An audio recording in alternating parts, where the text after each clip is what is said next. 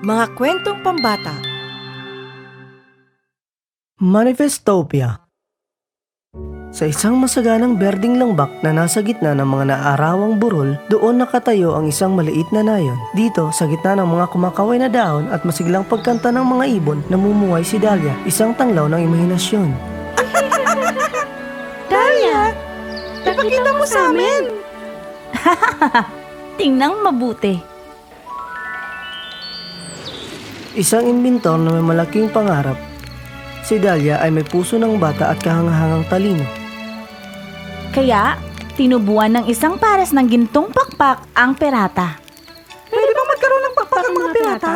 Kung kaya ng diwata, bakit hindi kaya ng pirata? Ang mga bata ay tuwang-tuwa sa kanya. Ngunit hindi lahat ay gusto ang mga kakaibang kwento na kanyang ginugol. May ilan na nanunuya sa malikaing pagkatao ni Dahlia. Ayan na naman siya. Gumagawa ng walang kwenta. Baka gagawa siya ng mahiwagang lagusan papunta sa mundo ng panaginip. Oh! Maalikabok ang lugar na ito. Habang naglilinis siya ng atik, may nakita siyang lumang libro. Ano to? Ang atlas ng imahinasyon? Ang misteryosong aklat ay nagsalaysay tungkol sa isang nakatagong mundo na tinatawag na Manifestopia. Isang lugar kung saan nabubuo ang pangarap? Kung saan sumasayaw ang pag-asa? Hindi kaya... Oh! Isang hiyas? Nakakita siya ng blueprint para sa isang makina na nangangako ng daan patungo sa Manifestopia. Isang mundo kung saan ang lahat ng iyong mga pangarap ay nabubuhay?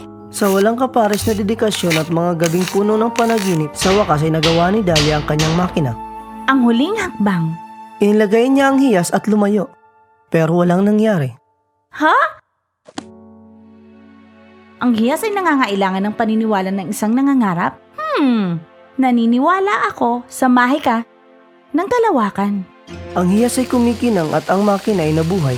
Kumikislap ang mga kulay sa kanyang silid. Isang malaking lagusan ang bumukas. Pansamantala, humakbang siya sa nakakasilaw na liwanag. Oh, ang ganda!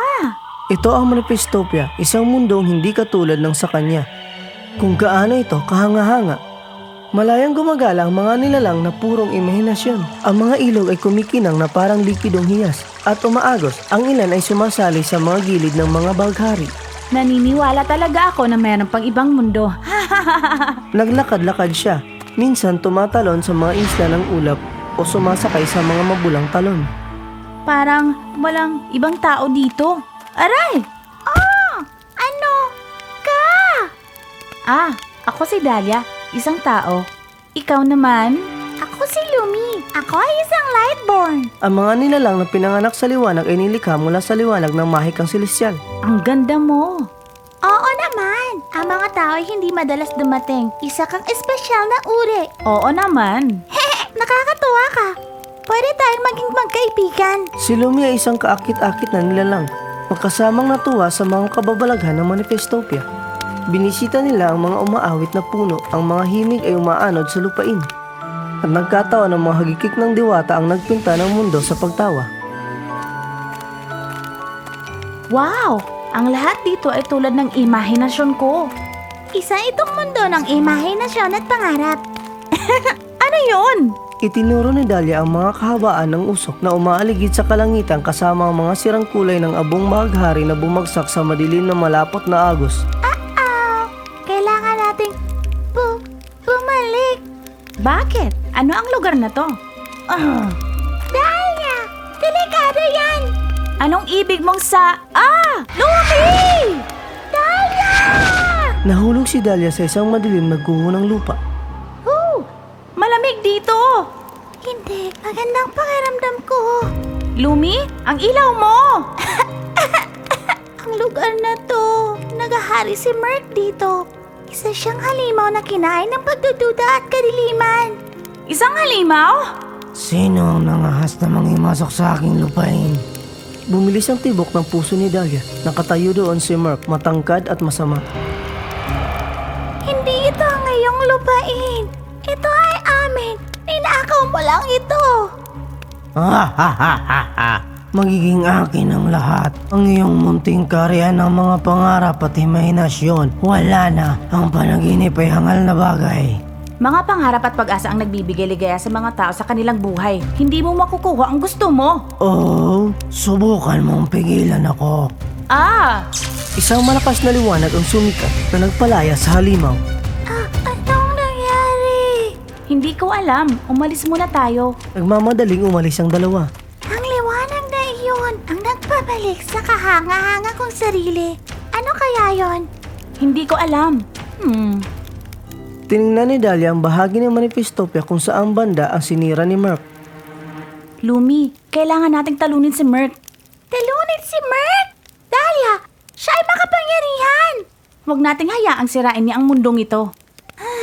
Mayroong isang paraan. Sinabi ni Lumi kay Dahlia ang ilang mga hiyas na kilala bilang hiyas ng paniniwala. 3 malalakas na kristal na maaaring magwakas sa kadiliman ni Merc. Ngunit walang nakakita sa kanila. Baka nga hindi sila totoo. Walang naniniwala sa akin na totoo ang Manifestopia. Ngunit ito'y totoo. Kaya, handa akong subukan. Ikaw, sasama ka ba? Oo naman. At kaya, nagsimula sila sa isang paglalakbay upang ipunin ang mga kristal.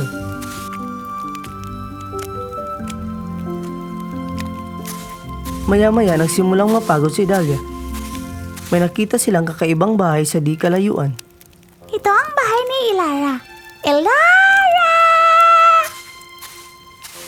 Lumi, napakasaya na makita ka. Sino itong kaibigan mo? Siya si Dahlia.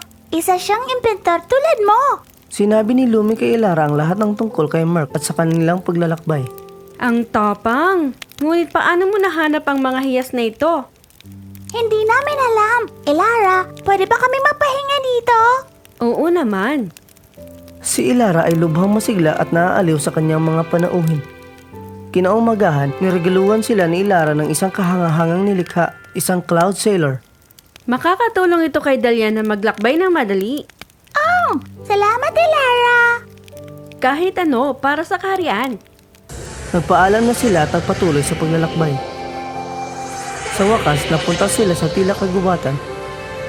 Ang mga puno at bulaklak ay napakalaki, ligaw at kakaiba.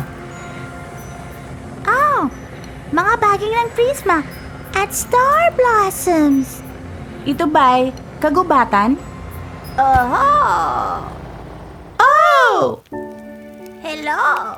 Ang pangalan ko ay Gruta. Maligayang pagdating sa aking hardin.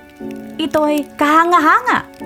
Dahil ito ay puno ng aking pag-ibig at isang maliit na sekreto din. Masasabi kong naalagaan mo ito ng mabuti.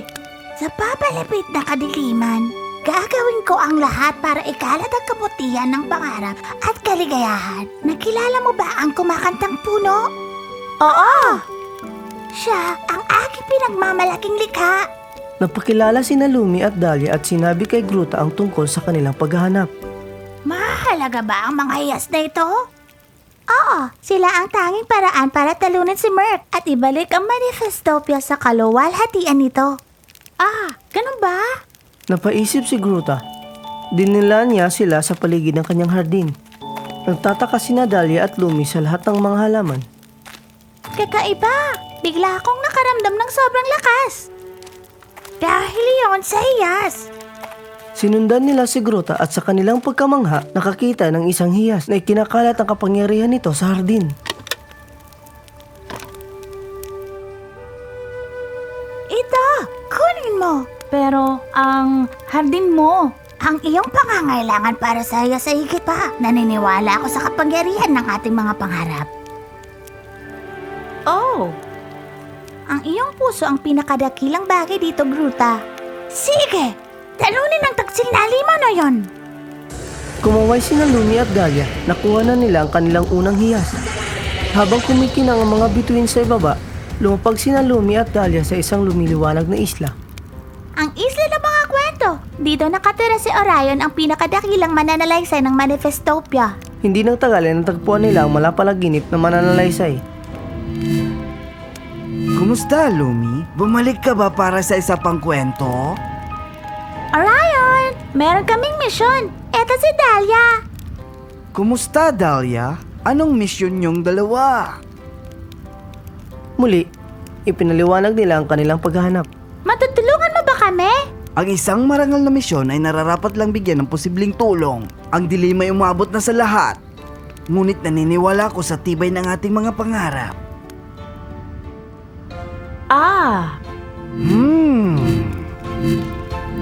Ginagamit ni Orion ang bulong ng kalawakan upang makakuha ng impormasyon. Ang mga bituin, sinabi nila sa akin ng isang sinaunang kapangyarihan. Isa ito sa mga hiyas. Oh, Binabantayan ito ng mga bituin, pero ibibigay nila ito sa iyo dahil sa tingin nila ikaw ay mapapagkatiwalaan, Dahlia. At kaagad, isang maliit na kumikinang na bato ang bumaba sa kanilang mga kamay. oh, salamat! Isa na lang natitira. Ha? Sinabi sa akin ng mga bituin na nasa iyo ng lahat ng hiyas. Kakahanap lang namin ng pangalawang hiyas. Nalilito, nagipag-usap si Orion sa mga bituin. Tila yata ang pinakamakapangyarihan sa lahat ng mga hiyas ay nasa sayo, Dahlia. Ngunit wala dito. Ito'y nasa ibang mundo. Naalala ni Dahlia ang hiyas sa bahay at ipinaalam niya ang tungkol dito. Ito ang pinakamakapangyarihan sa lahat. Pagdating ng tamang oras, ito'y magiging iyo. Nagpasalamat sila sa kanya at nagsimulang maglakbay pabalik. Sa kanilang pagbabalik, napagmasdan ni Dahlia kung paano lumaganap ang dilim ng pagdududa. Nasusuklam ako sa kapangyarihan ni Merc. Natutuwa ako nang tiwala ako sa iyong paniniwala at natagpuan ng mga hiyas. Kaya natin siyang talunin.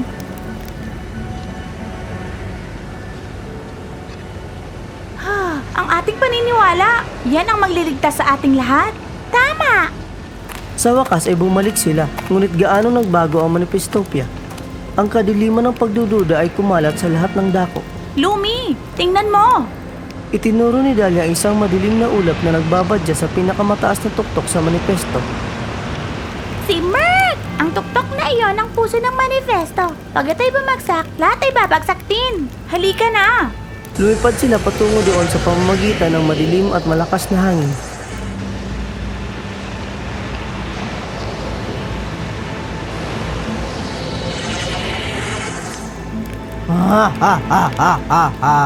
Nabigo ka, munting insekto. Sa sandaling ilabas ko ang pinakamadilim na pagdududa. Ang buong mundong ito ay mababalot ng kawalan ng pag-asa. Hindi ka namin. Hahayaan! Malakas na tumayo sina Dahlia at Lumi. Hawak ang mga hiyas. Hinalap niya ang bawat patak ng paniniwalang pinangahawakan niya. Naniniwala ako sa mga pangarap ng bawat nilalang sa mundo. At naniniwala ako sa pag-asa na hawak nila. Ano? Ano yan? Naniniwala ako ng maalamat na hiya ng paniniwala ang sisira sa iyong masasamang balak. Biglang lumitaw ang ikatlong hiyas. Pinagsama-sama ang kanilang mga lakas, ibinato niya ang sama-samang mahika ng paniniwala kay Merc. Naglaho ang kanyang kadiliman at tuluyang nawala si Merc. Naligtas sa Manifestopia. Nagawa natin? Nagawa natin! Ang Karian ay nagsimulang gumaling kaagad. Ang mga naninirahan sa manifesto ay lumabas mula sa pagtatago at nagsaya. Isang pagdiriwang ng imahinasyon ang idinaos bilang parangal kina Dahlia at Lumi. Ito ay isang masayang pagtitipon. Ang mga pangarap ay nasa gitna ng entablado at ang sigla ng imahinasyon ay ipinagdiriwang ng lahat. Alam kong magagawa mo yun! Una akong nagtiwala.